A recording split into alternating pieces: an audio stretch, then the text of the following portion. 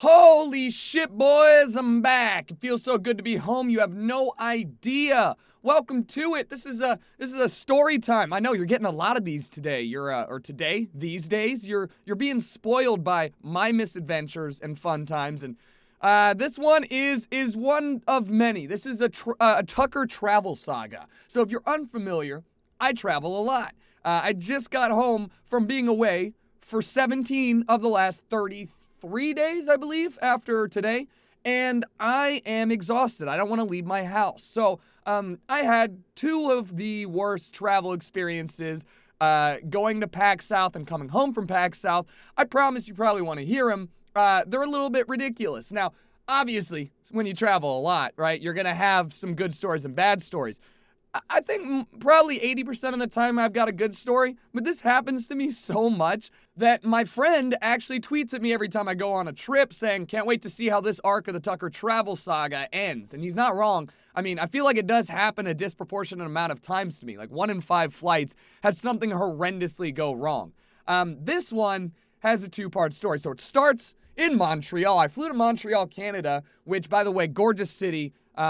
Thoughts go out to all the people affected in the recent shooting there, which is, pretty terrifying considering I was just there. And it's an absolutely amazing city. I'm in love with French language, all right? So I got to use quite a bit there. Most of the bartenders, by the way, continued to talk to me in French after I started in French. And then when I had issues, they'd help me out in English and then go back to default French. It was really kind of awesome. I was very shocked and surprised.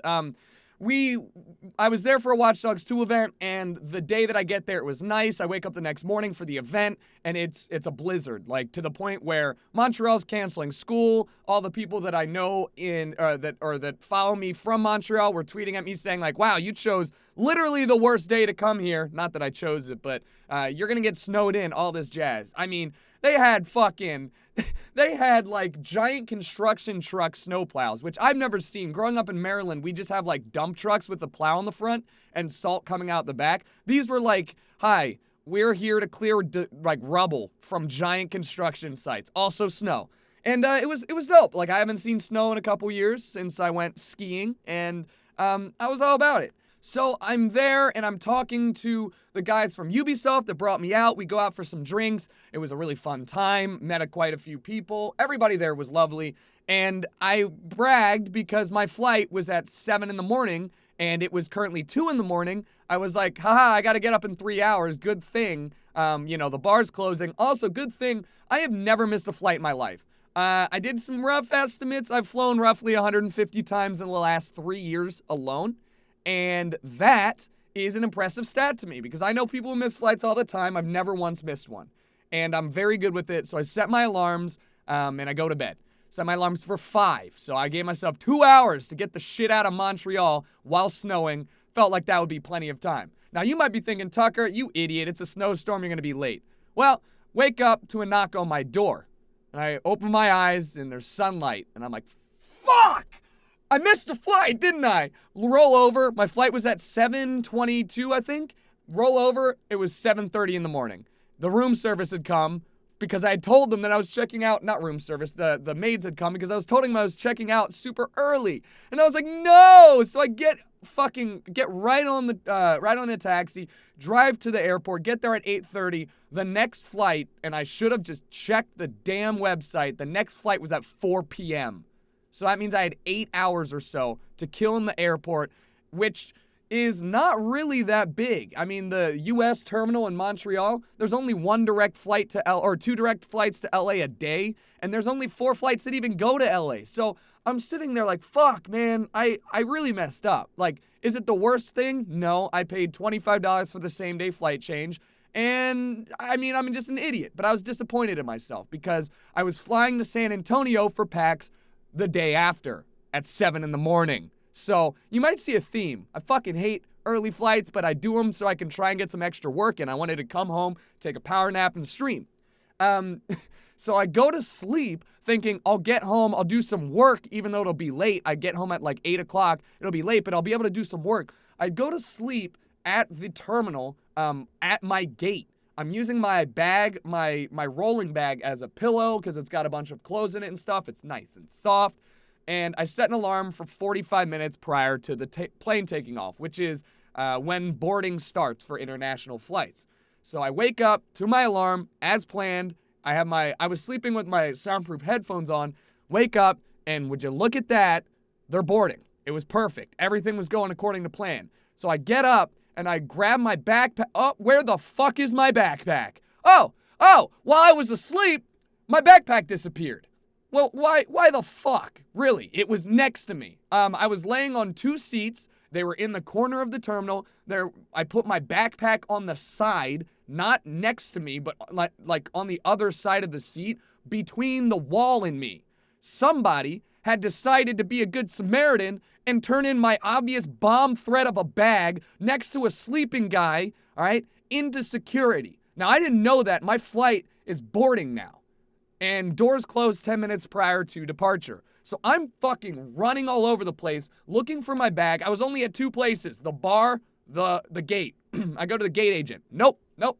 We haven't seen it. Sorry, sir. I go to the bar. No, sir, we haven't seen it.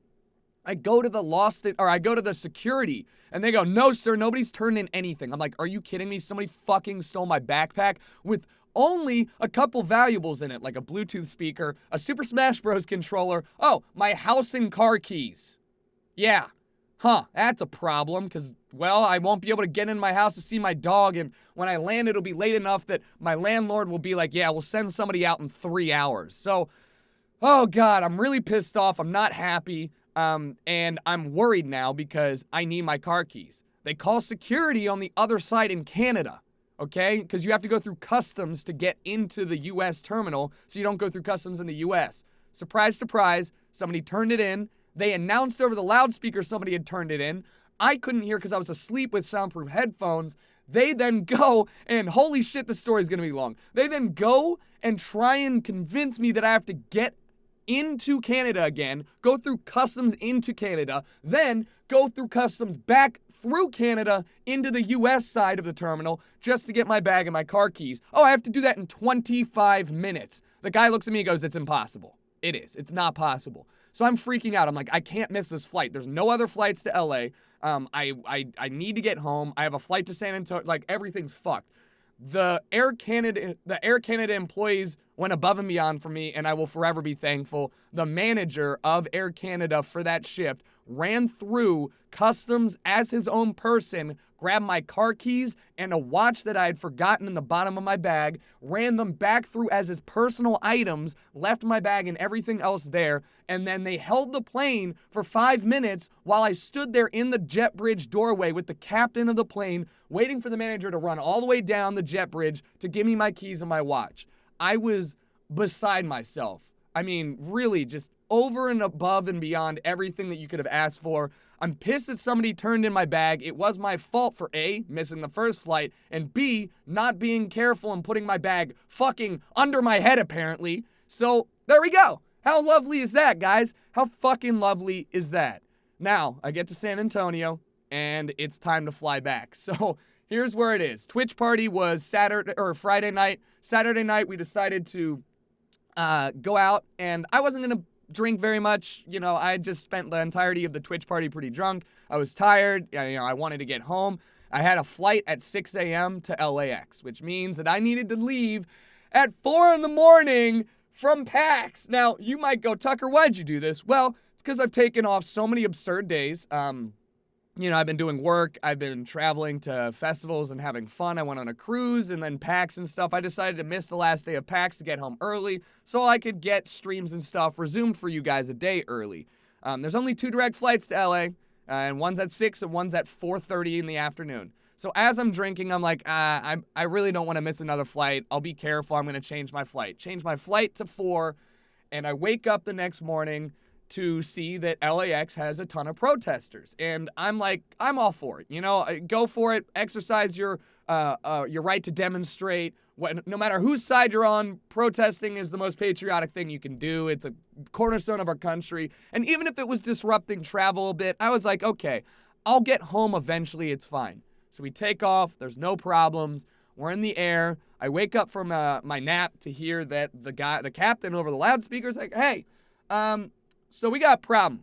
LAX is currently being shut down by protesters, no traffic can get in or out of LAX, which means nobody can be picked up from LAX, which means the airport is overcrowded, behind security. They're requesting that no planes land until after 8 p.m. It's 6 p.m. So they're diverting us to Phoenix to land. We have to wait on the tarmac in the plane for 2 hours. That's 1 hour. That's 1 hour less than the legal limit. And then we can take off and finally land in LA. And I'm like, fucking, are you kidding me? Like, okay, fine. Like, if that's the cost of exercising your right as an American, shit, it sucks that I'm affected and a lot of other people are affected. But at the same time, like, go for it. You know, I'm in support. I will get home eventually. It's not the end of the world. Plus, they're like, yeah, we'll give you guys some free drinks and food. I'm like, hey, that's fine. We land. We taxi into the gate. And I'm like, why are we at the gate? Captain comes over. I got good news and bad news. Good news is we've got a gate so we can deplane. Bad news. The entirety of the Delta systems are down, so we're stuck here until they're back up. We don't know when they'll be back up. Apparently, they've been down for 3 hours, and we can't choose to leave or go or do anything. We can't make reservations, change booking. You can't go on the Delta app. You can't do anything while the systems are down. And you all got to get off the plane. And I'm like, listen, so you're telling me that we got diverted from LAX to Phoenix because of protests, but now that we landed, we find out that the systems are down, so we're stranded in Phoenix. Oh my fucking God. No. I gotta get home, guys. I gotta get home. The gate agent comes over and he's like, hey, here's the skinny. All right, we can't do anything, period. Can't book you on another flight. Won't reimburse you if you do so. Any of that jazz. You're stuck here. You might be stuck overnight. We don't know. We have not a clue. So here's the deal. You can do whatever you want. You can rent a car right now. It's a 6-hour drive to LA. The rental car for an underage kid like me, underage, by the way, is under 25, if insurance stuff, it's weird, is going to be astronomical. It's going to be more than my goddamn plane ticket, plus mileage and like, it's going to be horrible. And it's a boring fucking drive through the desert, and it's already 6 p.m., so I'm going to get home at, like, what, midnight after driving 6 hours? I'm like, oh, my God. So I'm scrambling now, and I'm like, I don't know what I'm going to do. I'm going to check on flights out of LA or out of Phoenix to LA, see if there's another way to go. I check it out. There's only one flight. It's at 9:30, and it's with American. And I'm like, oh, okay. It's $195. Like, that's pretty expensive. I'm confident that if I can get Delta, to reimburse me for this, especially if they miss our flight. But the problem is, what happens if I book this and then the systems come back online? So we're waiting. I wait an hour and a half, and then I get nervous. I'm like, oh no, people are going to start booking up this flight. I'm really nervous that it's going to be full and I'm going to be stranded in Phoenix overnight. And then that doesn't even change the fact that if I land in LAX, I still have to deal with protesters who have shut down the entire airport. How the fuck am I getting home? And then JP tweets at me. JP, my bud, goes, hey man, what about Burbank?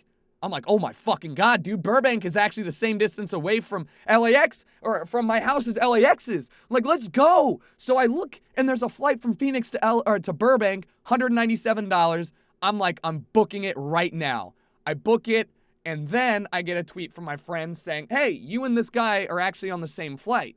So I look, the founder of Tiltify, the charity company that I used for the race 2 years ago, that we all used when we raised $450,000, and they basically helped set us up with all of the rewards and everything.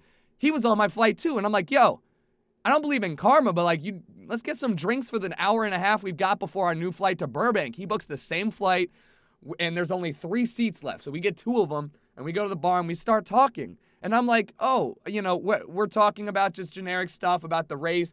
I get into an idea of like maybe next year, or this year rather, we do something like with the race group where we don't have to do it with Call of Duty and Activision the Endowment. He starts saying that they're looking for a larger group to do stuff with maybe Save the Children, which is an international charity, or Red Cross as well, and says that they're really, really excited to be working with people in our industry and it might really work out. And I'm thinking about all this. I'm like, holy shit, guys, like I'm going to get home around the same time, about 50 minutes late, if the plane leaves, like the original plane even leaves. And then, not only that, but I'm going to get home faster because I'm flying into Burbank where there's no protests. I don't know if I actually would have made my flight or if the flight would have ever taken off. I don't know how to check if the Delta flight even left. But it looks like at 4:30 in the morning, the CEO of Delta apologized for the issues and said it was restored a few hours later. I don't know if that means 11 o'clock or midnight or fucking 2 in the morning, but all I know is I got home and I actually ended up pretty happy meeting up with the Tiltify co-founder and CEO.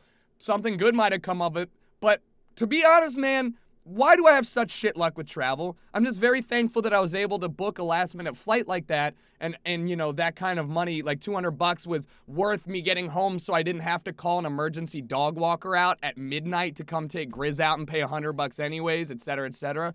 So, shit, man. The travel arc of Tucker, the travel saga has ended for now.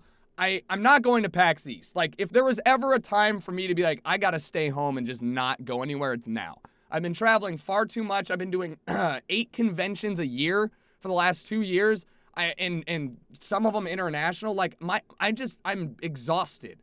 I want to stay home and work, and I want to get back on that grind. So PAX East is in 38 days. I am not going to be going to PAX East. If you made it this far, here we are. I'm sorry for everybody that's disappointed. I'll probably make a video about it or I've already tweeted about it, but it's the first PAX I missed in almost 7 years, and I'm bummed, but I'm just done with travel. I've got to go to DreamHack in the middle of February, and then I'm going to Miami at the end of March. I might be going to South by Southwest in the middle of March. I mean, there's just too much travel. Too much. I got to cut back. So thank you guys for watching. Hopefully you enjoyed the Tucker travel saga. And hopefully I never have to make one of these again, because all of my enjoyable travels are going to go flawlessly from here on out. If you made it 17 minutes in, you're a legend. I'll talk to you guys tomorrow for some FIFA, and stay tuned for that. Later.